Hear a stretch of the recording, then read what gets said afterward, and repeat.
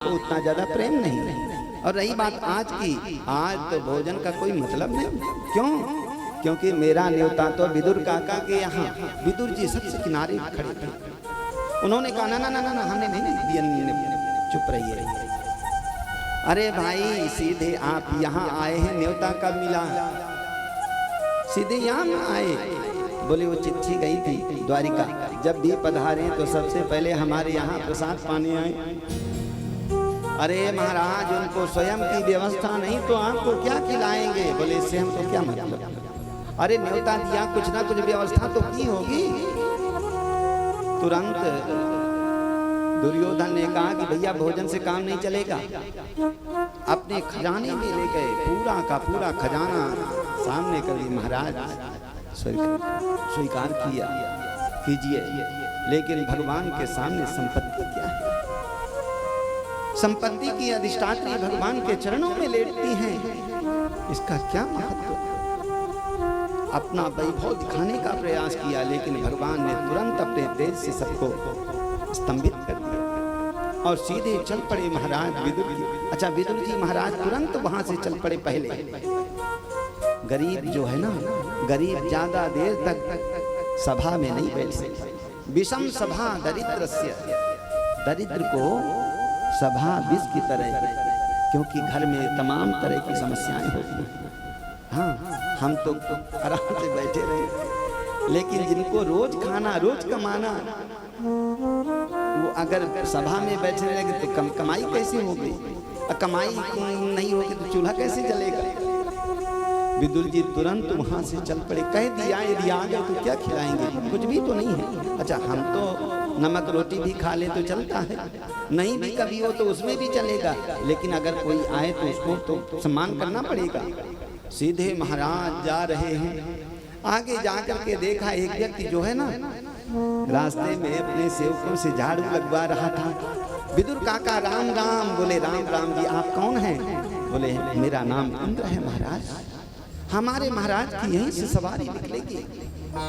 थोड़ा सा और आगे गए, एक व्यक्ति हाथी के सूंड से जल का छिड़काव करा रहा था। विदुर काका राम राम। बोले राम राम जी आप कौन हैं? बोले मैं वरुण देवता हूँ हमारे। अब भगवान के सामने तो ये सब सेवक है ना,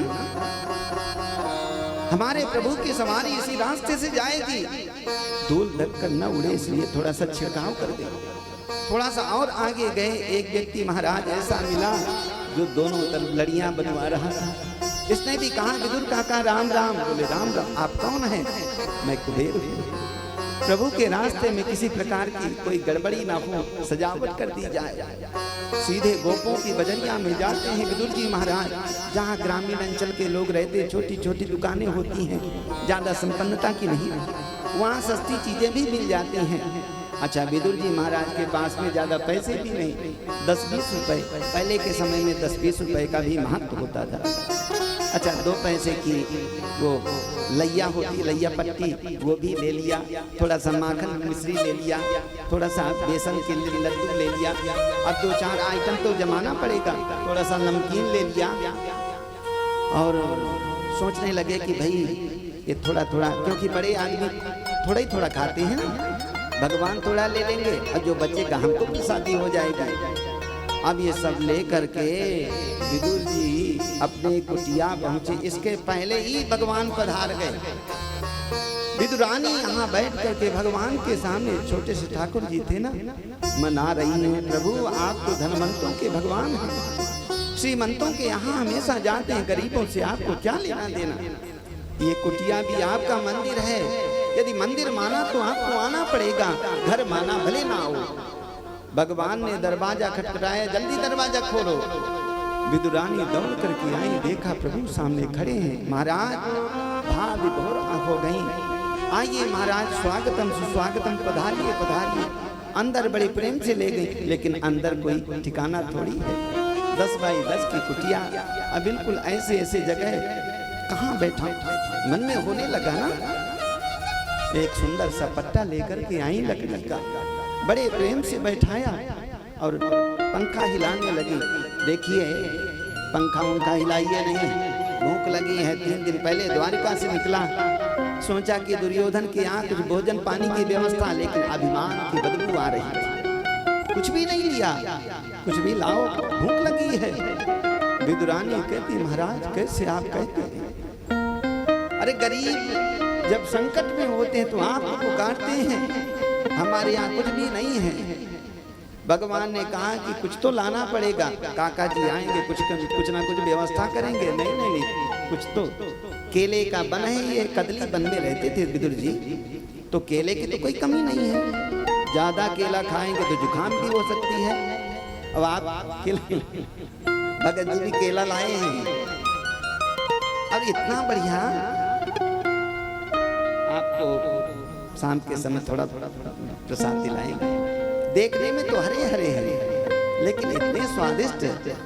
हमने पूछा कि भाई कैसे इनमें स्वाद? बोले पंडित जी इनमें शुद्ध गऊ का मूत्र डलवा दो, तब इनमें ये क्वालिटी आता है। तो कदली बन है ये, वही लेकर के महाराज एक टोकरी लेकर के आए और सुंदर सा पत्तल बिछाया। छील छील करके इतना भाव में विभोर हो गई कि गूदा तो बाहर डाल दी जाती, केला का छिलका पत्तल में रखती जाती हैं। विदुर जी महाराज भगवान प्रेम से पाए जा रहे हैं। आधे घंटे के बाद जब विदुर जी महाराज आए, दरवाजा खोलो।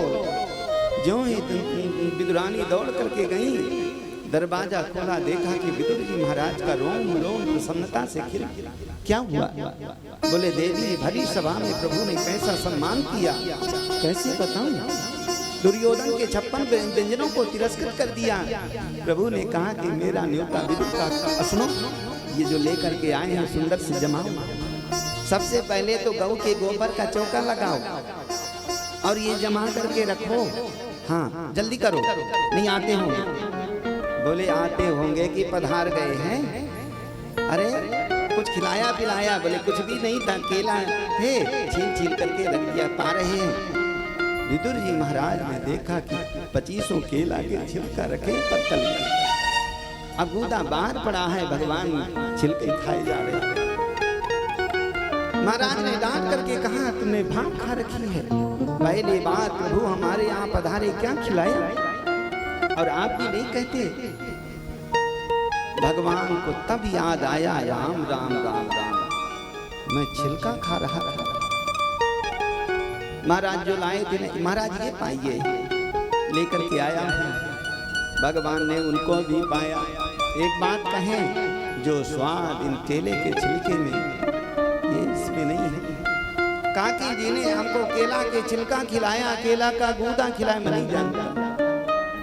केवल ये जानता हूँ कि जो भी खिलाया प्रेम से खिलाया, भाव से खिलाया, और मेरे यहाँ भाव का ही महत्व है।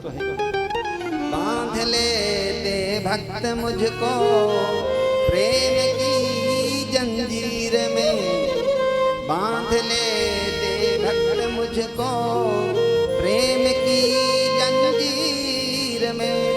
इसलिए इस भूमि पर होता मेरा अवतार है, क्योंकि भाव का भूखा हूँ मैं, भाव ही बस सार है। सबसे ऊंची प्रेम से